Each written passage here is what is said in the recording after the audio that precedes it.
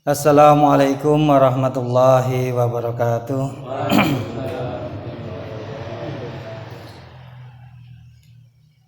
Ila hadratin Nabil Mustafa Muhammadin sallallahu alaihi wasallam wa ala alihi wa azwajihi wa auladihi wa dzurriyyatihi sya'ulillahumul Fatihah.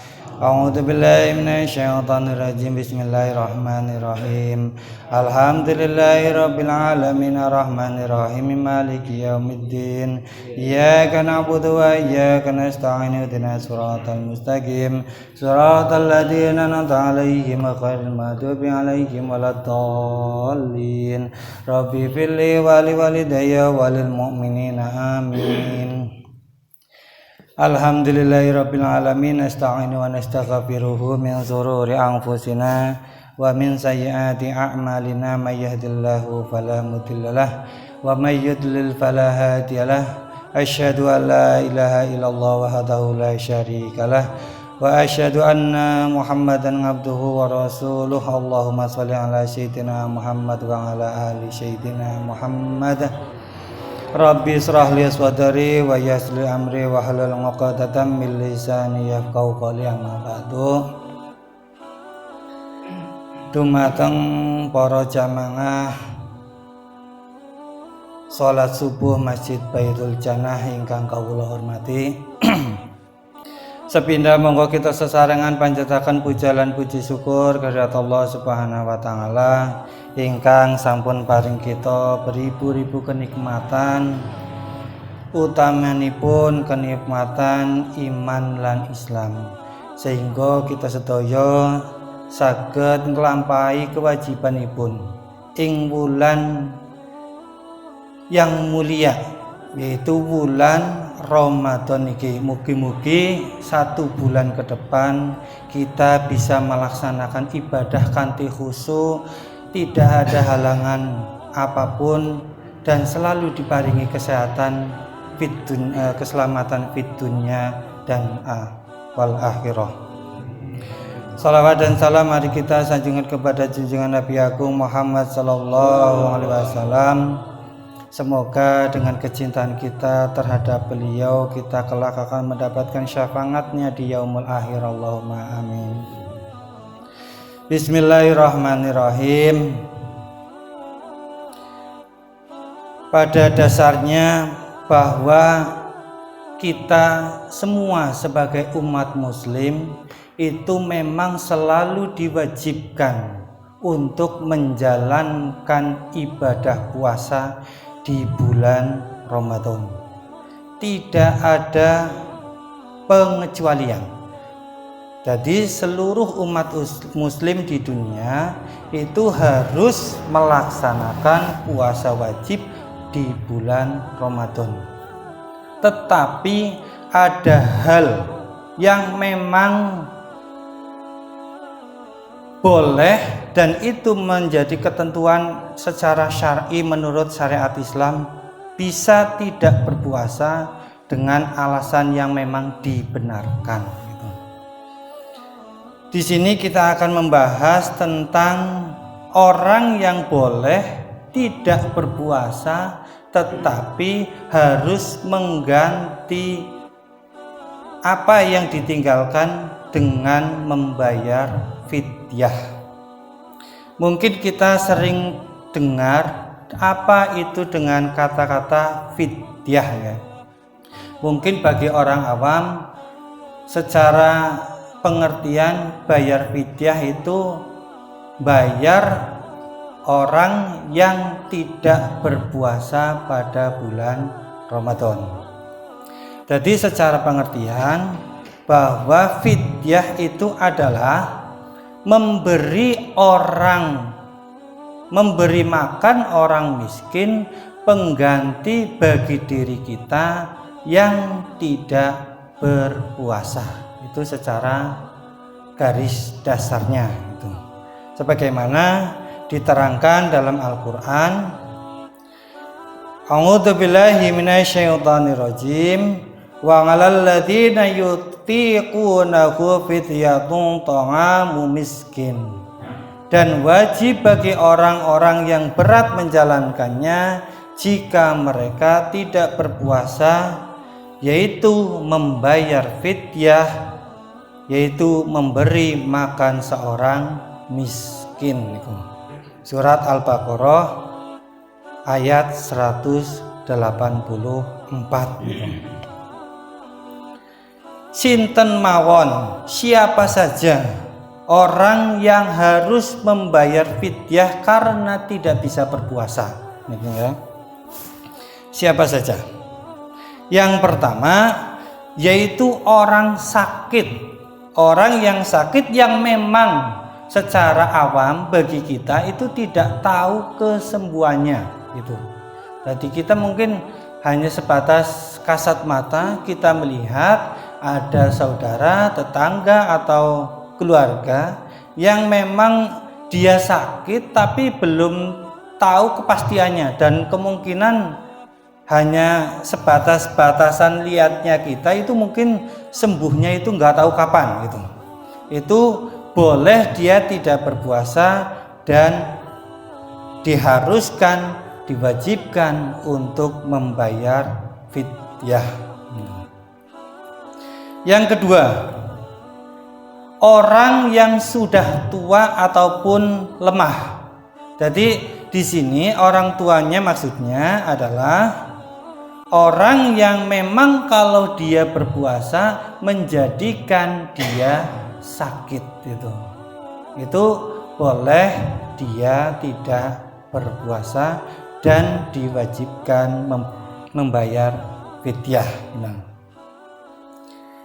Siapa lagi? Yaitu yang ketiga, wanita yang sedang hamil atau menyusui. Dikhawatirkan ya kan?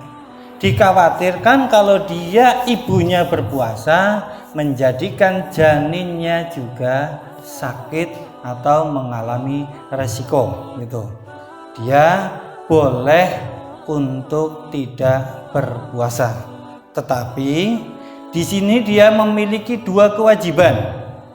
Kewajibannya yang pertama yaitu tetap membayar fidyah, dan setelah anaknya lahir dia diwajibkan mengqadha puasa bagi ibunya. Begitu. Yang keempat, mungkin ada sebagian dari kita yaitu pada tahun yang lalu tidak berpuasa tetapi belum mengqadha puasa.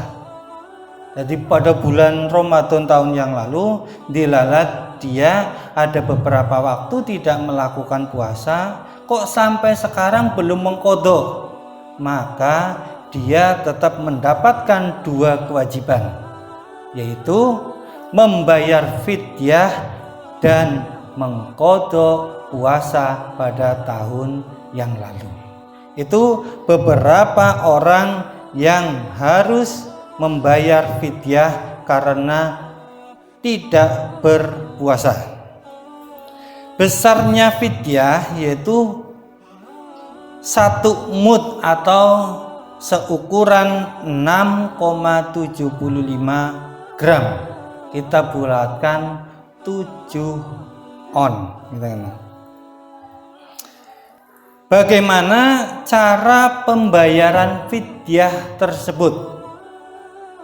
Menurut para ulama bahwa pembayaran fidyah itu ditetapkan dengan dua cara. Yang pertama yaitu membuat masakan matang. Jadi membuat makanan yang sudah matang baru dibagikan kepada orang miskin sejumlah hari yang ditinggalkan. Contohnya nih, mungkin kita tidak berpuasa selama 1 hari. Kalau bisa hari itu kita bikin makanan dengan cara yang pertama. Kita bikin makanan secara penuh, dikirimkan kepada orang yang miskin. Itu selama 1 kali. Ataupun boleh di akhir Ramadan, karena pembayaran fidyah itu harus pada bulan Ramadan. tidak boleh di luar bulan Ramadan. Tadi boleh pada waktu hari itu, boleh di akhir bulan Ramadan. Itu kayak gitu. Dan tidak boleh juga di awal sebelum bulan Ramadan. Dilala kok kita pada waktu bulan Sya'ban kita mendapati ada orang tua kita yang mungkin sudah sepuh. Kalau dia berpuasa menjadikan sakit, nyong arep di siti gitu ya. Di siti bayar fidyah di bulan Sya'ban, itu tidak boleh. Itu kayak gitu. Harus di bulan Ramadan. Itu cara yang pertama, yaitu memasak atau membuat makanan secara matang. Yang kedua, memberikan orang miskin berupa makanan yang belum dimasak. Itu secara ukuran tadi kurang lebih kita bulatkan ke atas sekitar 7 on berdasarkan makanan di setiap daerah. Karena untuk daerah kita di wilayah Banyumas sendiri itu makanan pokoknya itu beras, dianjurkan yang dikasihkan itu juga beras, dan juga yang dikasihkan makanan pokok kita sehari-hari. Mungkin dari segi beras juga mahal, ya berarti kita ngasih barang beras yang mahal. Itu kayak gitu. Jangan kita konsumsi tiap hari beras mahal tapi yang dikasihkan beras yang murah, itu tidak boleh. Jadi dikasihkan itu beras yang memang menjadi konsumsi kita setiap hari.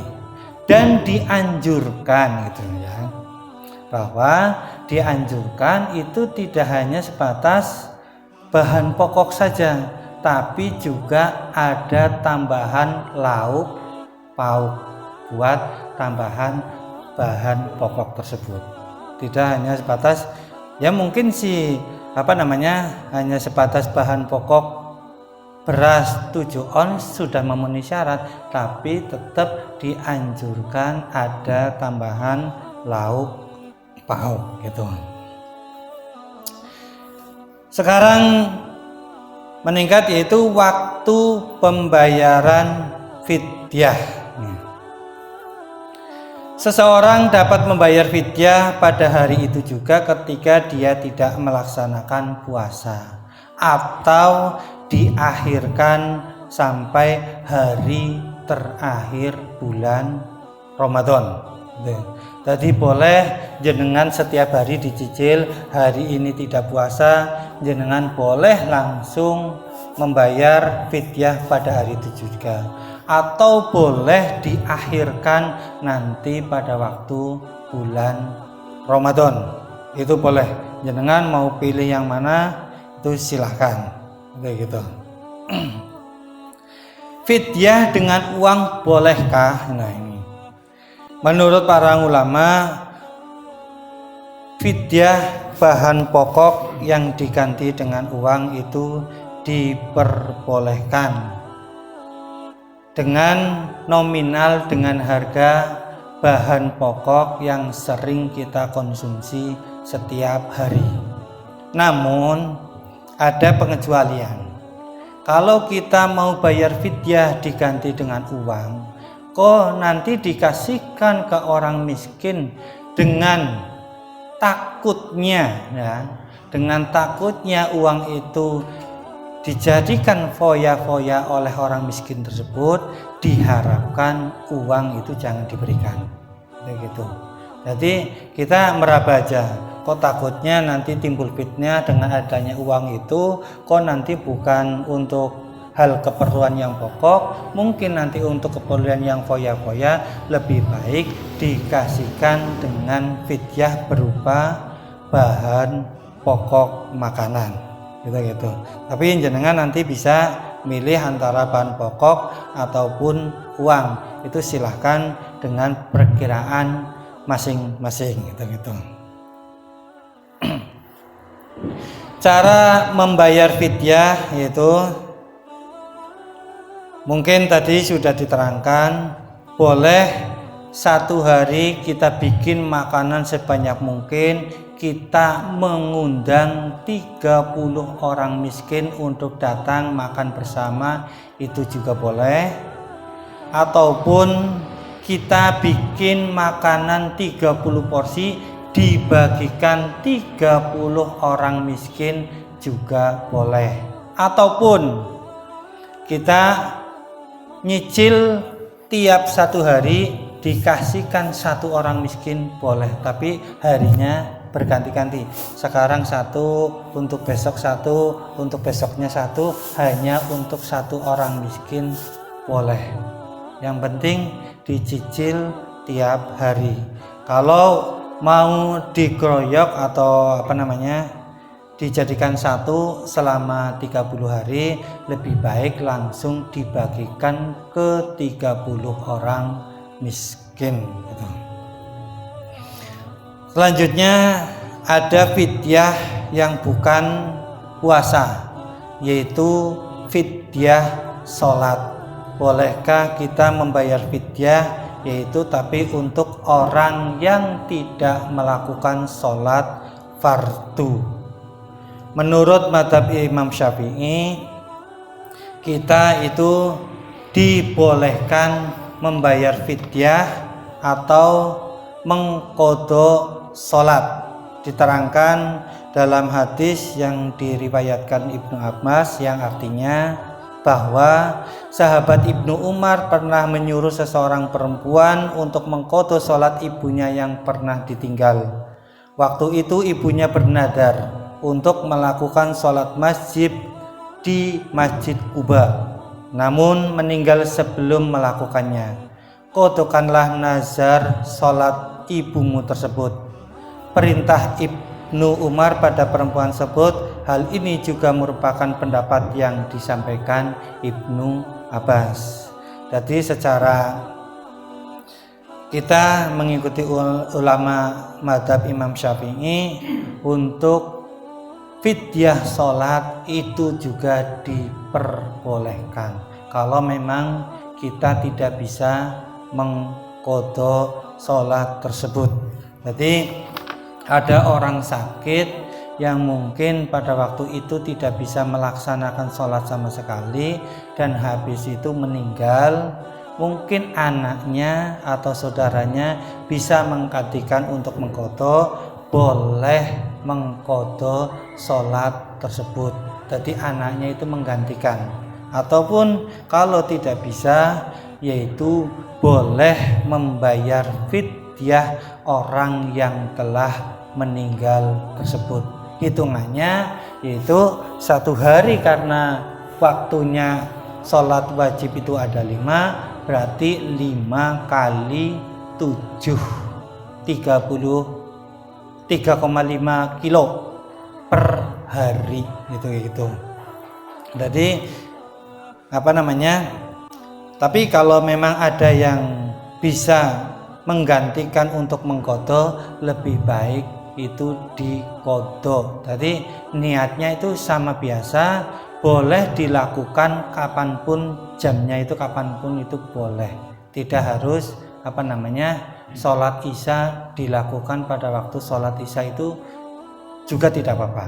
Jadi jangan kok pada waktu mau sholat maghrib kita mau mengqadha buat bapaknya gitu ya, mengqadha 5 sholat tersebut.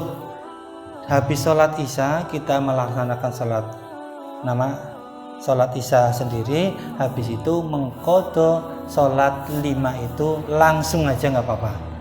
Maghrib dulu, isya dulu, subuh langsung, yang penting niatnya sama. Yang pada waktu akhirnya itu ada al diganti qadha al buat siapa, itu kayak gitu.